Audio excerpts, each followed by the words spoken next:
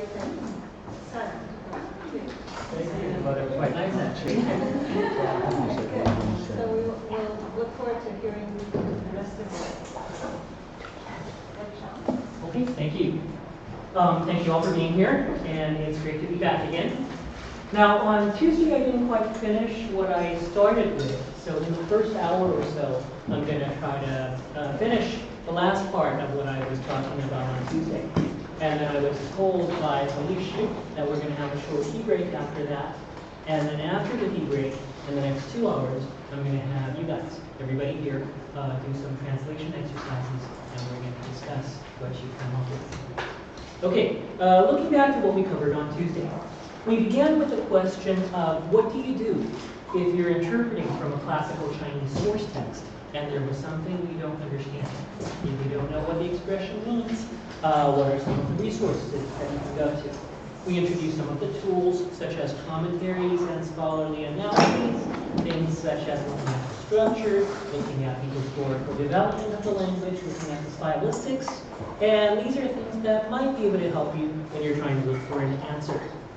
Now, what I didn't get to on Tuesday is if you have multiple interpretations, if different parties interpret the text differently, then what do you go with?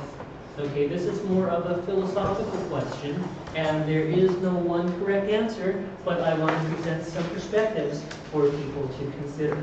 Okay, if different parties, different people interpret the text differently, then how do you look at the issue? We gave some examples on Tuesday.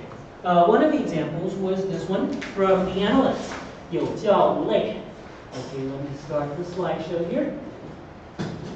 Okay, and the point I was making then was that closer to Confucius's time, the interpretation of this was probably that of a conditional, an if-then sentence. If you provide education, then it eliminates the differences between different peoples, people of different ethnic backgrounds, people of different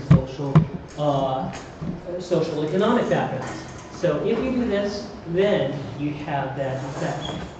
But about 1,000 years later, it came to be interpreted as an exhortation, which is to say, when you teach, then you should not take into consideration the different backgrounds of your students. You should teach them all the same way, basically. And then another 1,000 years later, we came to the interpretation of this sentence as a description of what Confucius himself actually does. When I teach, what I do is I don't pay attention to the different backgrounds of the students. I teach them differently.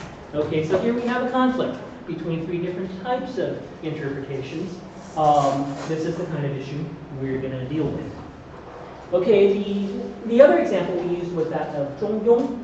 Okay, we mentioned that during Confucius's time, the interpretation of Zhongyong, the interpretation of Zhong, I guess I should begin with, is that which is inside of you. It's a 3-dimensional middle.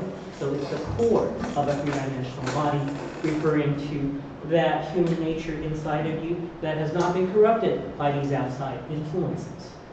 But then 1,000 years later, this Zhong came to be interpreted in a 1-dimensional manner, meaning not too much to the left, not too much to the right, not too extreme. You want to go with something moderate, something in the middle. So it became Zhong in this sense. So you could say that the author's original intention became different from how the reader came to understand the meaning of this expression. And these readers have been around for at least 1,000 years, or maybe not 1,000 years, but maybe 800 years, which is still a long time. So you can't really ignore this readership either. So this is the issue I want to get into today. What do you do when there are different perspectives on the interpretation of a text? Do you go with the author? Do you go with the reader? Or do you go with something else? Now, on Tuesday, we began a little bit with the perspective of the author.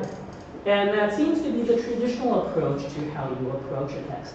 Most traditional societies view a text as belonging to the author because it was the author who produced it. So when you try to understand a text, you want to try to understand as much as you can about the author's life, about his times, and the conditions that may have given rise to this text. And in a lot of ways that makes sense, because you have to consider that The text was produced in a certain time and place, and the text will most often make reference to things and people in that certain time and place, especially with good authors, good producers of literature. Imagine if you were talking to a friend right now, talking about things that happened in your life. You would probably refer to people in your immediate surroundings. You would probably refer to places in your immediate surroundings. Okay, people in your immediate surroundings, let's say famous people. You might be talking about Hillary Clinton, Barack Obama, Donald Trump, or maybe Taylor Swift. Now, fast forward 2,000 years. 2,000 years from now, they're not going to know who Barack Obama is. Maybe not Taylor Swift. And so, in a way, their appreciation of the text is going to be very different from how you look at it now, because the background that you have is different from theirs. Now, if they were to do some research on your place, your time, it may shed some light on what you were trying to communicate with that text. Okay, this is the author-based approach. Now, there are people who are also against this author-based approach, and one alternative to this is a reader-based approach. There are some people that say the author's not important. What is important is the experience of the reader, because what we are trying to capture in a translation really is the experience of the target language readership rather than the intentions of the author, which we may never know. To give an example, everybody here has been through high school, right? You've either graduated from high school or maybe you were studying in high school. Did you all study biology in high school? Okay. You studied biology, right? Yes. And you used the biology textbook, right? Who was the author of your biology textbook? Myers. Something Okay. Myers. Good, good. Sure. Male or female, old or young? What was Maybe the it was a background? guy. Doesn't matter who wrote it. I'm not sure. Okay. In this situation, most people would argue that it doesn't really matter. It's the content of the book that matters. It could have been written by anybody, but we usually don't look into the background of that textbook author to try to understand more about his life, what he went through, what traumas he had, that kind of thing. Okay? And if you were to look at a literary text this way, then it would be closer to one which places more emphasis on the experiences of the reader. So you could say that your textbook was in English. Okay, if we wanted to translate that English textbook into Chinese, we don't have to speculate about the intentions of the author. We just have to make sure that what the reader of that textbook, the English reader of that textbook understands, gets translated into Chinese. Okay, so this is an approach that is more from the perspective of the reader. Now, and this can be applied to translation. So there are some translation theorists that talk about this. Jingdi in 1989 said that loyalty to the author is meaningless if it does not coexist with a loyalty to the receptor. Okay, so the receptor is the reader. That is equally important, if not more important, than what the author is trying to convey. Or if you look at Wen-Chao in 1997, who says, "It is no excuse that a text is correctly translated, correctly in quotes, if the target readers cannot understand it." Okay, so having an experience in which you can understand the text in the translated language, where you are able to experience what the source language readers are experiencing to them, is the more important thing. Now, we mentioned a different perspective last time. Where did that go? Let's see. Let me go back a little bit.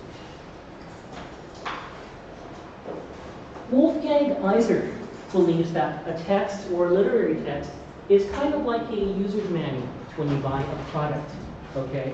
Let's say you're buying a computer. It's the computer and the ability for me to use the computer that's important. The user's manual isn't that important. The user's manual is only there to help me build the ability to use this end product.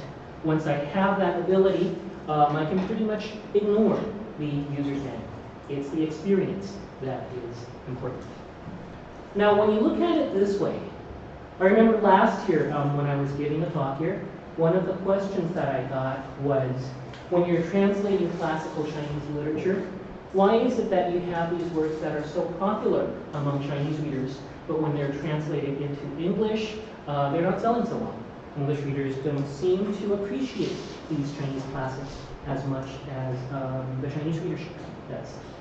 And part of my answer to that would be, if you're taking a reader response perspective, the success of the text or the value or meaning of the text is not wholly in the text itself. Rather, the experience that you get is part text and part experiences of the reader. The experiences of the Chinese readership is going to be very different from the experiences of the English readership. So you mix the English experience with this text, the result is going to be very different from when you mix the experience of the Chinese readership with the text. What am I talking about? I'm talking about things like a Chinese reader would probably have studied Chinese history in middle school, in high school.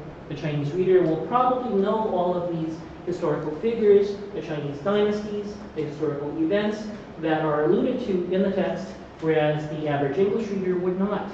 So without this knowledge, you look at what was supposed to be very meaningful in a Chinese context, and you're left all confused, and that creates a different, possibly negative experience. Okay, so the point that I'm trying to make here is that the reader's experiences matter when you're trying to understand a text. I'll give you another analogy, which might make this a little easier to understand. Let's say I'm enjoying a sandwich, okay, and I have the recipe for the sandwich. It says to take bread, lettuce, tomatoes, and put it together, and you have this really delicious sandwich. Now, I live in Fisherman's Wharf, San Francisco, so the bread that I'm using is sourdough, and that produces a certain flavor. Whereas you live in Novosibirsk, Russia, and the bread that you have at hand is black Russian rye bread. You take the same recipe, but different types of bread, and you produce a very different flavor. If I wanted you to taste my flavor, perhaps maybe in the recipe I shouldn't just say bread. I should go with something else that better approximates the flavor of San Francisco sourdough in a Russian context.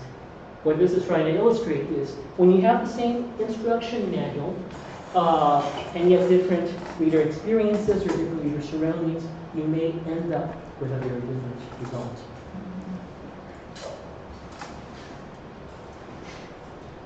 Okay, now taking that perspective, there are probably as many different kind of readers as there are as many different types of people.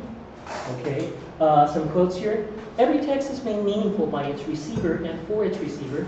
Different receivers find different meanings in the same linguistic materials offered by the text. We might even say that a text is as many texts as there are different receivers. Okay, so last time we talked briefly about how in literary criticism, texts are often interpreted from the angles of different groups of people. Feminist criticism is when you look at the same text from the perspective of a woman rather than a man. Colonial criticism or post-colonial criticism, you look at colonizers and those people that are colonized and how their experiences might differ. And then last time I gave an example of Marxist criticism. So that's something that you might want to ask yourself when you're translating a text. Would different readers from different backgrounds understand this text differently? And if so, which readership am I going with?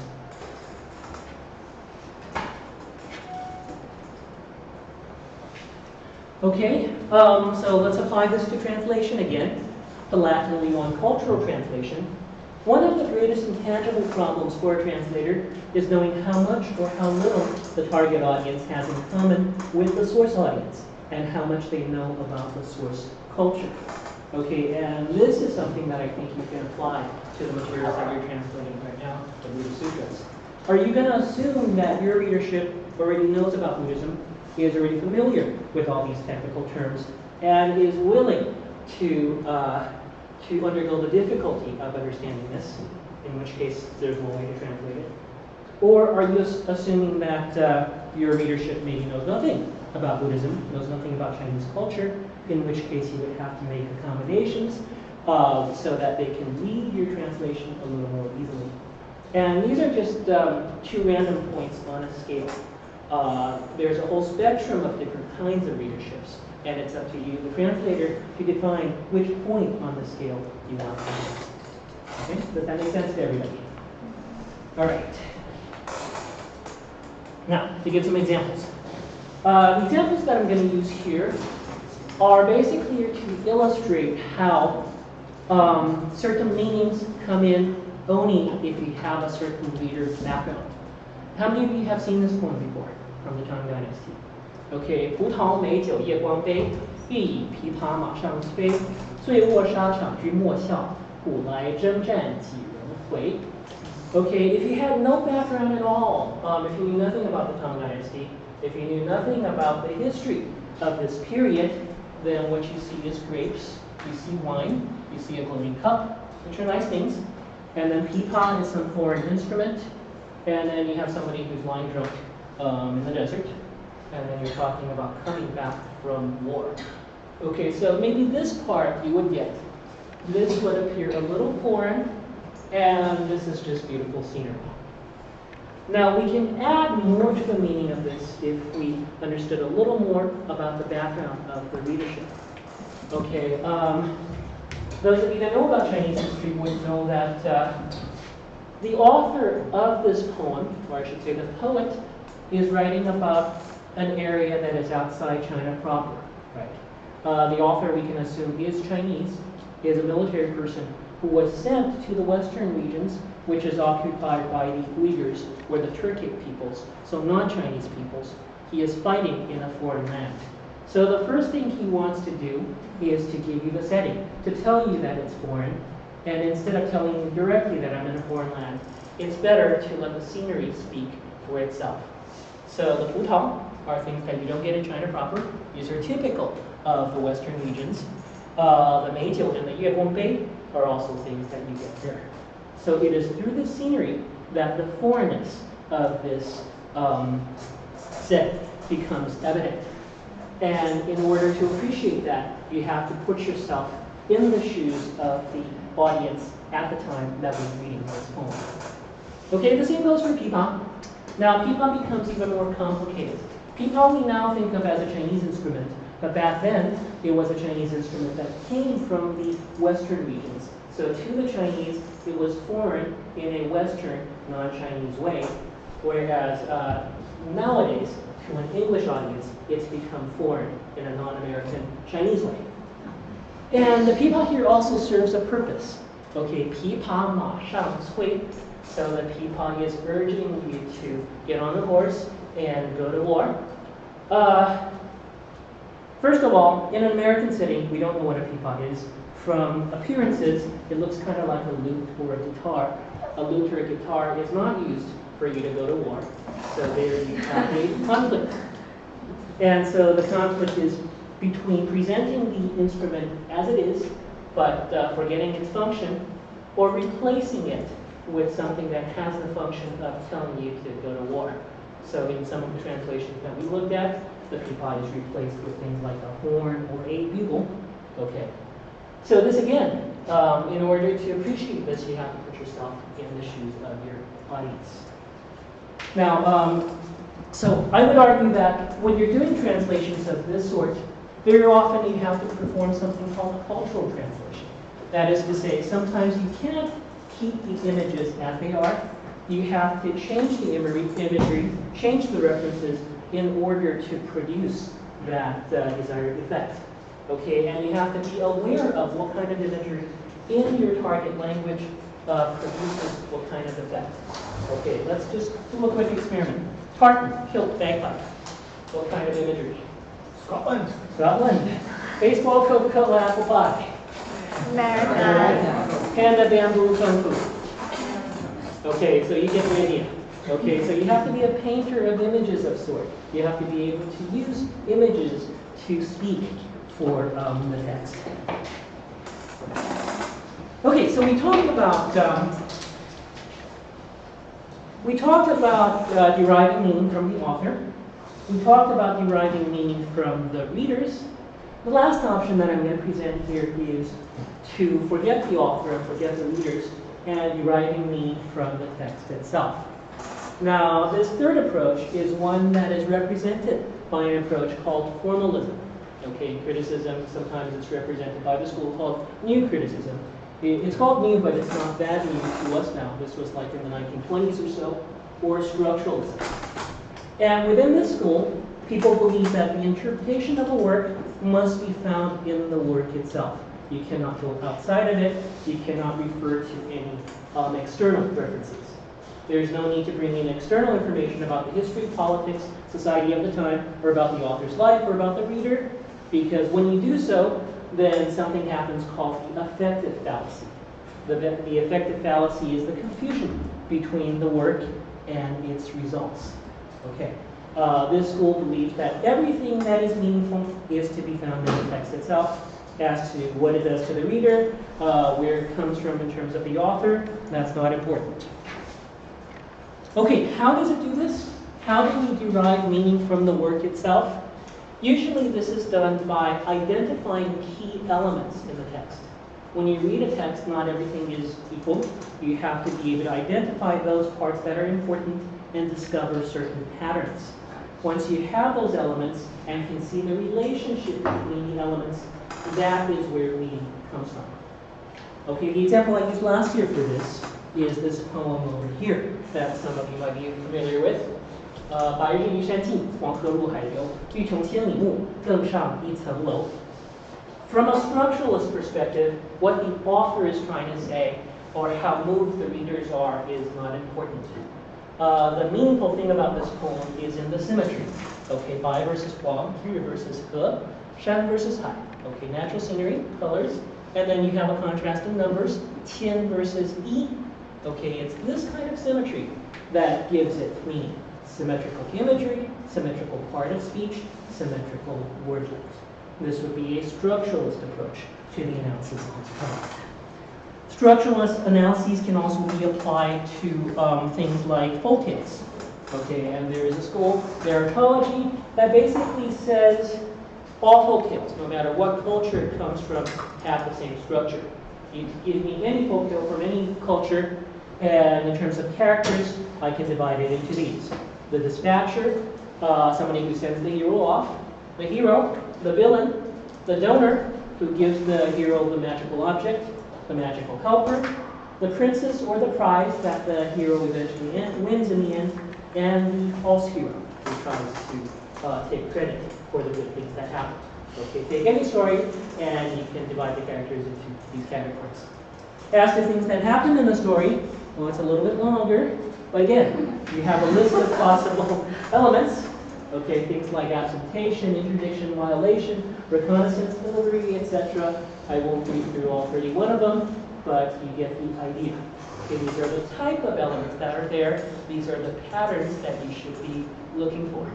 Okay, there's an interesting book that talks a little bit about how to look for these patterns. The book is called How to Read Literature Like a Professor. Has anybody read that book before? Okay, it basically says that for somebody who isn't trained, who tries to read every single sentence at surface value, it's going to be very difficult reading. Whereas if you know what patterns to look for, it's easier to find meaning in the text.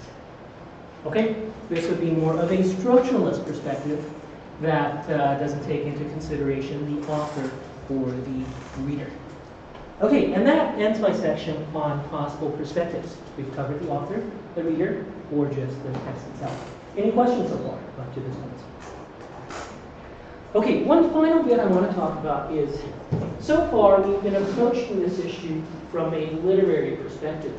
That is, when you're looking at literature, when you're looking at literary text, then these are points that you have to take into consideration.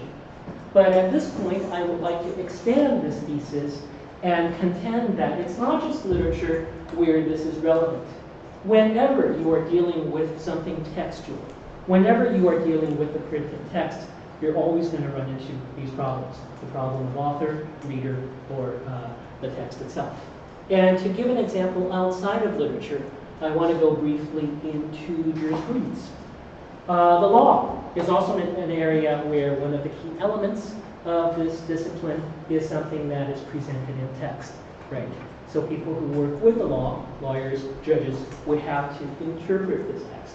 And all of the issues that we talked about before, historical background, historical setting, what the writers of the law intended, how it's going to be perceived by people in different settings, different historical periods, all that is going to be relevant.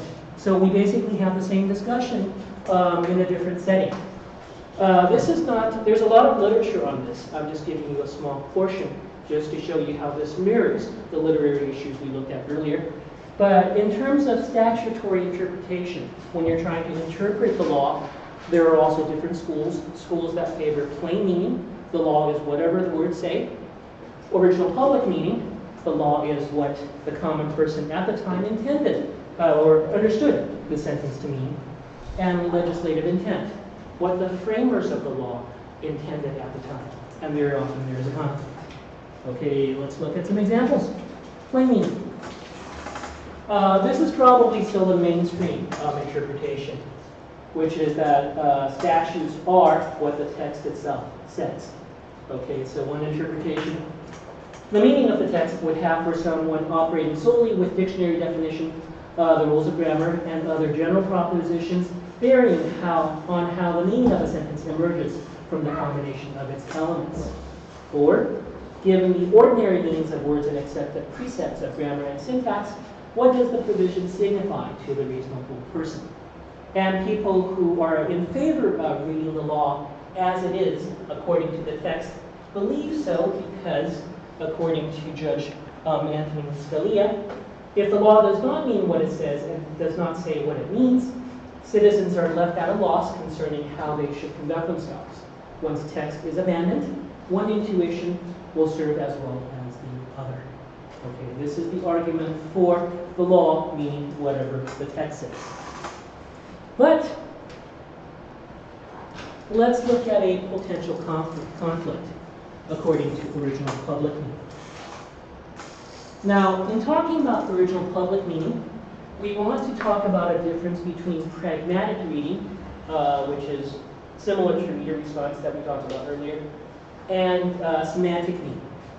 Semantic meaning is what the meanings of the words in and of themselves mean, whereas pragmatic meaning takes into consideration the context or the situation where this utterance might be used.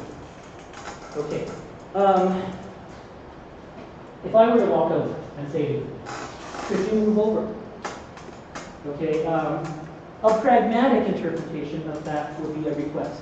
I want you to move over. A semantic interpretation of that request would be that it's a philosophical question asking about your ability. Could you move over? Are you able to move over, or are you not able to move over? Okay, and in interpreting this text, we have to choose between this semantic interpretation and this pragmatic interpretation. Now, an example where these two interpretations collide is in this case over here. Okay, U.S. Supreme Court 924. The law that they're dealing with here is that when you're selling drugs, when you're trafficking drugs, if in the process of trafficking drugs you use a firearm, then the penalty is going to be a lot steeper than if you didn't use a firearm.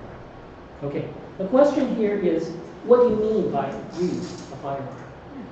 What do you guys think use a firearm means? Pulling the trigger.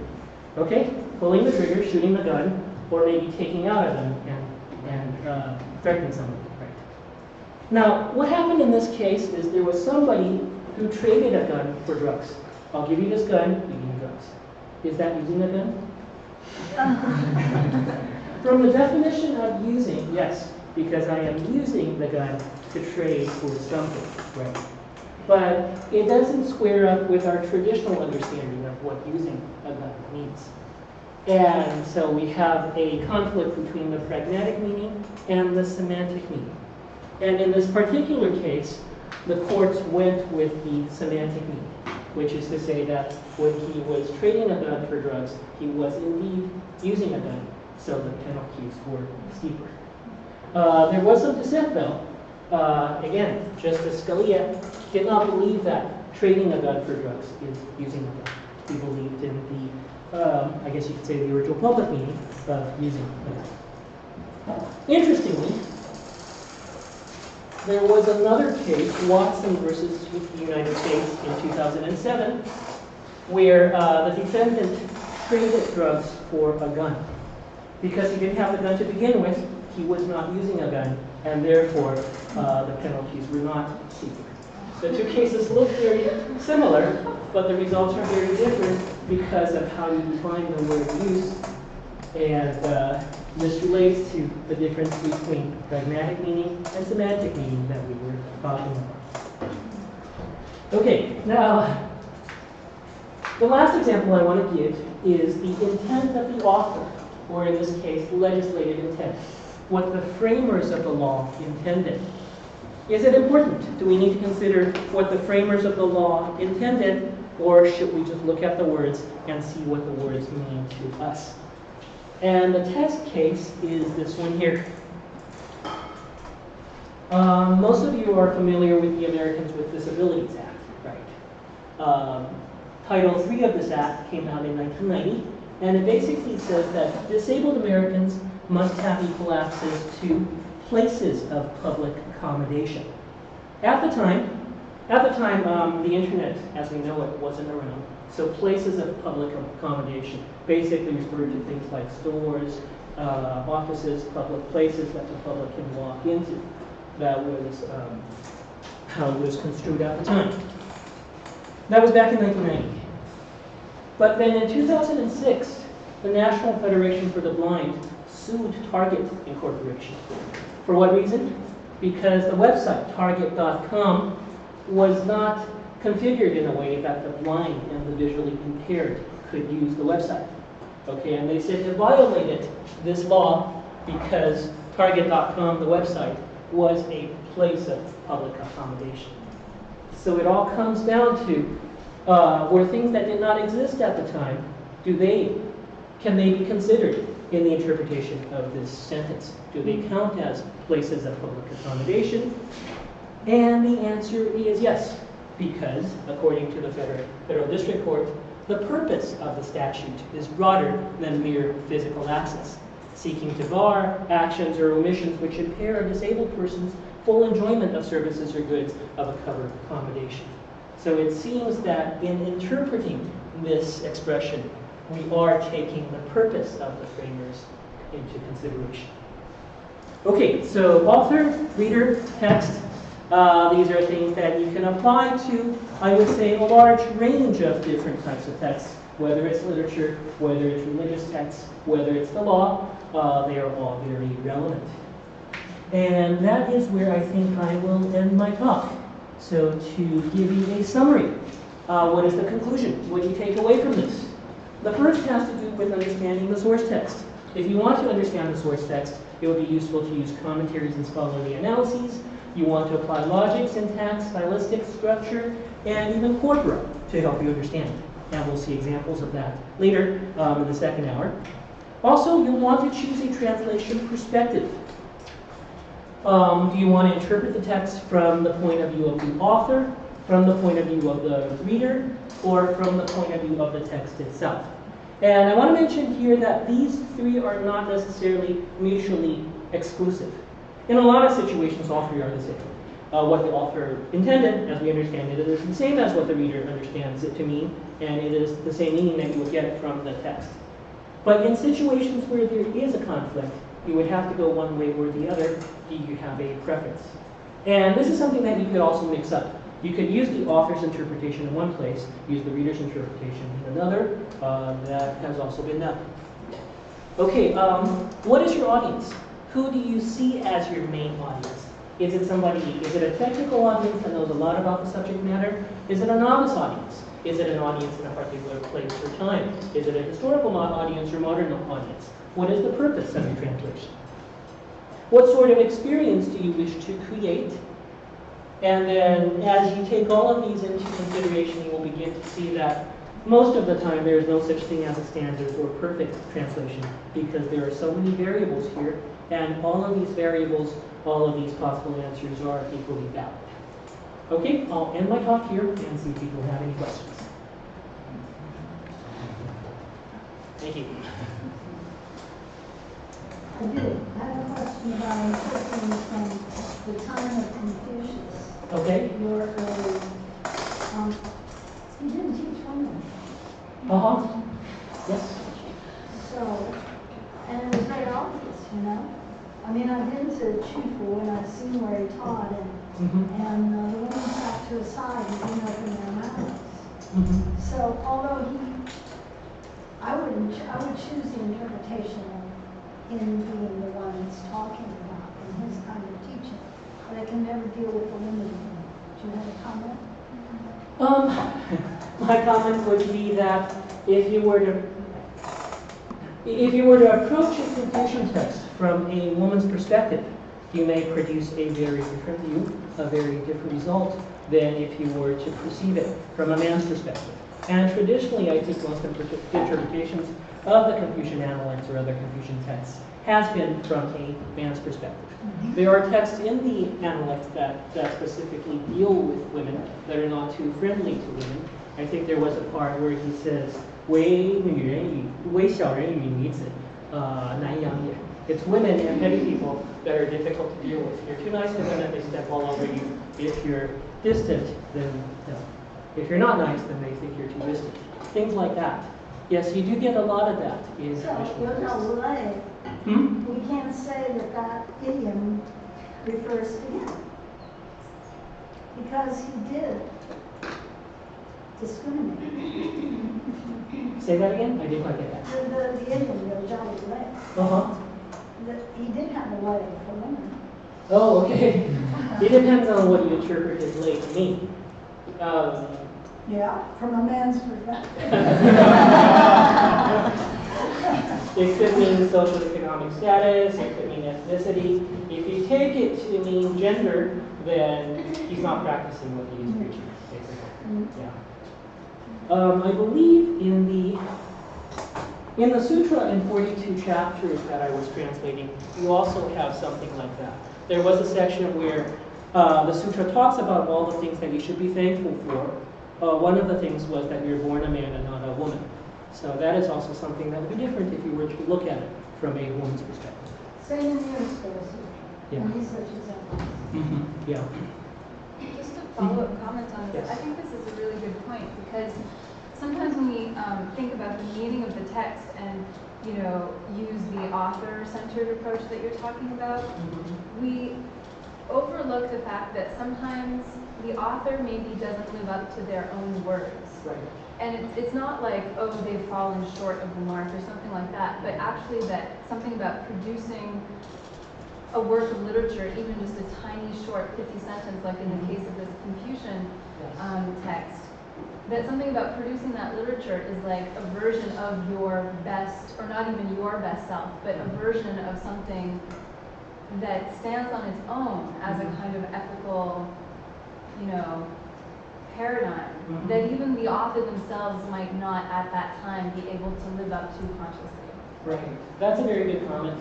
And the fact that we're dealing with moral or even religious text here makes the nature of this a little bit different. But we need to keep in mind that authors are not saints, especially literary authors. They often write about things that are not how they actually live. And we should also take into consideration the fact that they lived in a very different time. They did not live in a time where men and women were equal in the sense that we understand it now.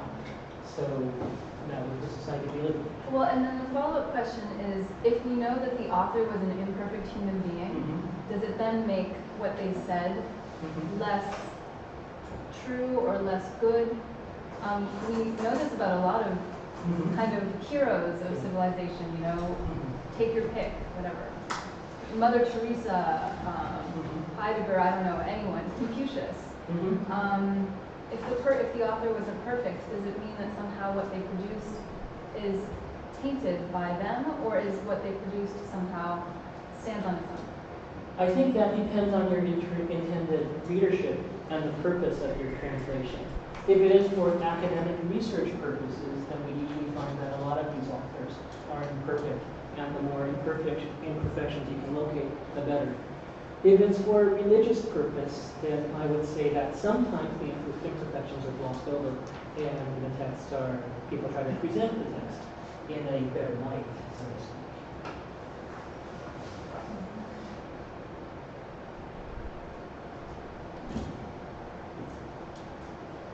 All right. Yeah. It might be a little bit of a hard question, but I'm really curious to hear what you think, or if you have some model, or if you could describe this kind of thing using the models that you gave us.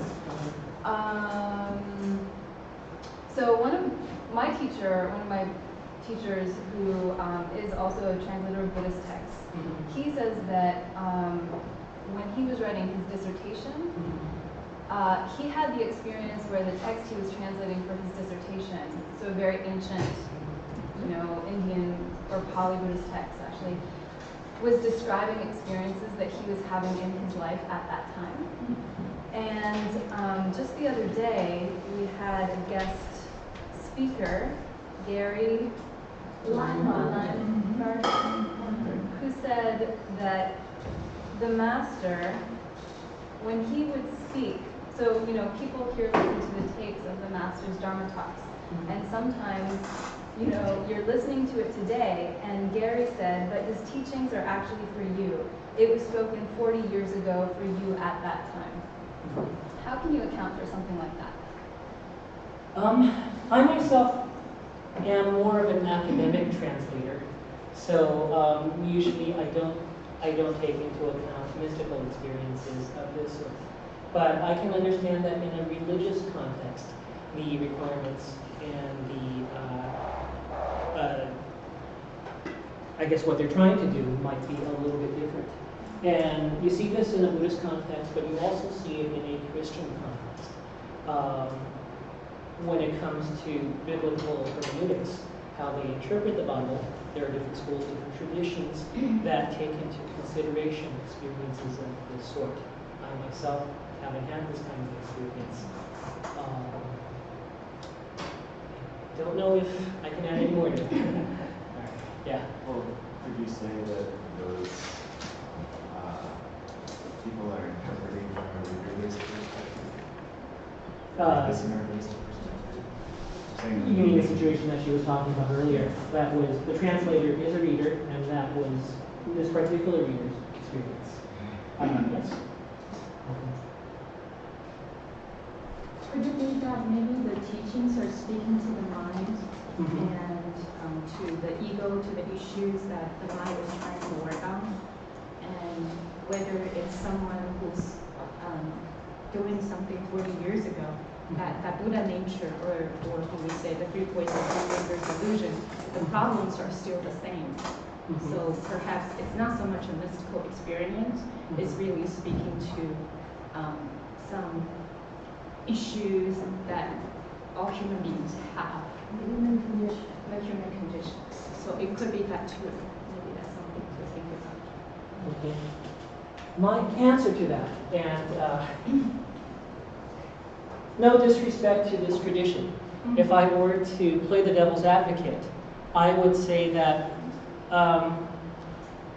this would have to sit on the assumption that all human minds are the same. All human minds would be perceiving this text the same way, and we have to ask, is that so?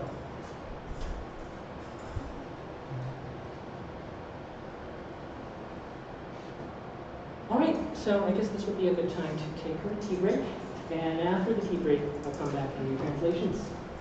Okay, thank you. Thank you.